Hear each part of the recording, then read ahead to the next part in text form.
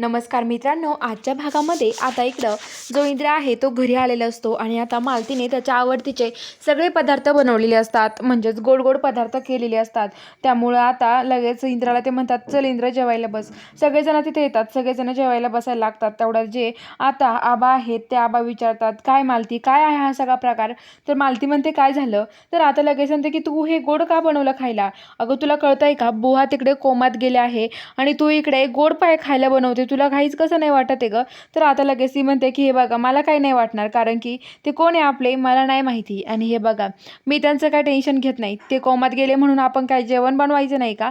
आपण काय खायचं नाही आहे का मग? असं म्हणते. तर आता लगेच ते म्हणते की हे बघ मालती, तुम्हाला काही कळलं पाहिजे, काही समजलं पाहिजे. तुम्ही काय वागताय तुम्हाला समजताय का हो?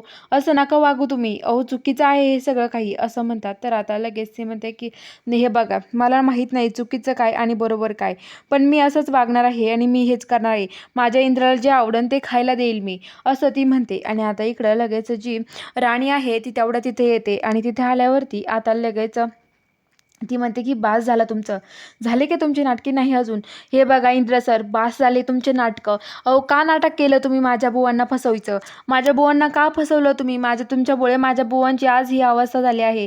तुमच्यामुळे माझ्या बुवांवरती आज ही वेळ आली आहे. का वागला तुम्ही असं माझ्या बुवांसोबत, सांगा ना? तुमच्यामुळे माझ्या बुवांवरती ही वेळ आली, तोपर्यंत तुम्ही असं वागलात. तुम्हाला काहीच कसं नाही वाटलं हो माझ्या बुवांसोबत असं वागताना? अहो विचार करायचा नाही एकदा तरी तुम्ही माझ्या बुवांचा? असं का केलं इंद्र सर तुम्ही? तर आता इंद्र म्हणतो की हे बघा, मी काही केलेलं नाही आहे. तुम्हाला काय वाटतं मी हे सगळं केलं आहे का? मी नाही केलं. तर आता लगेच इंद्र म्हणतो की तुम्ही काही पण बोलू नकासा, थोडं शांत होऊन नीट बोला, असं काय बोलताय तुम्ही? तर आता लगेच ते म्हणतात की नाही नाही, शांत म्हणजे काय? अगं राणी म्हणते की मला माहिती ना तुम्हीच हे सगळं केलं आहे आणि मला कळत नाही का तुम्ही नाही केलं, तुम्ही केलं, कुणी केलं? तुम्हाला काय वाटलं नाही काय ना, मला नाही, मला कळणार नाही, पण मला सगळं कळतं कुणी केलं आणि कुणी नाही ते. तर आता लगेच ते म्हणतात की हो मी केलं आहे का? इंद्र म्हणतो. मग तर राणी म्हणते की तो म्हणतो की कस काय, तुझ्याकडे काय पुरावा आहे राणी मी हे सगळं केलं आहे म्हणून? तर राणी म्हणते की हे बघा इंद्र सर, काय सांगू का पुरावा माझ्याकडे? अहो तुम्ही काय केलं माहिती का, मी जिथे आपण गेलो ना, तुम्ही तिथे आतमध्ये जाण्याऐवजी इकडं तिकडंच हे करीत बसला, टाईमपास करत बसला, लवकर आतमध्ये नाही गेलात. मी म्हटलं आतमध्ये जाऊयात लवकर, तर तुम्ही नाही जाऊन दिलं. तुम्ही म्हणे की नाही नाही, आतमध्ये लवकर नाही जायचं म्हटले आणि मला आतमध्ये जाऊन नाही दिलं. आतमध्ये जेव्हा केव्हा गेले तुम्ही, जेव्हा त्या माणसाचं, त्या राजूचं इंजेक्शन टोचून होईल ना, तेव्हा तुम्ही आतमध्ये गेलात. तर आता ते म्हणतात काय, तेव्हा आतमध्ये गेलं? पण तुला काय वाटतं राणी मी केलंय का हे सगळं? अगं मी नाही केलं, मी का करेल असं? तर असं म्हणतं. तर आता लगेच जी राणी आहे ती म्हणत असते की हो इंद्र सर, मला माहिती ना तुम्हीच हे सगळं केलं आहे, कशाला खोटं बोलताय? अहो तुम्ही एवढं करून पण खोटं बोलताय, मला काय कळत नाही का? अहो का खोटं बोलताय, खरं सांगा तुम्हीच केलं ना? तर आता लगेच ते म्हणतो की नाही केलं मी, अहो खरं सांगतोय मी तुम्हाला. तर आता लगेच तो म्हणतो की अगं मला खरंच काही माहीत नव्हतं, पण मी तिथे गेलो, मला काय माहिती का नक्की काय झालंय आतमध्ये? मला माहीत नव्हतं आतमध्ये नेमकं काय आहे ते.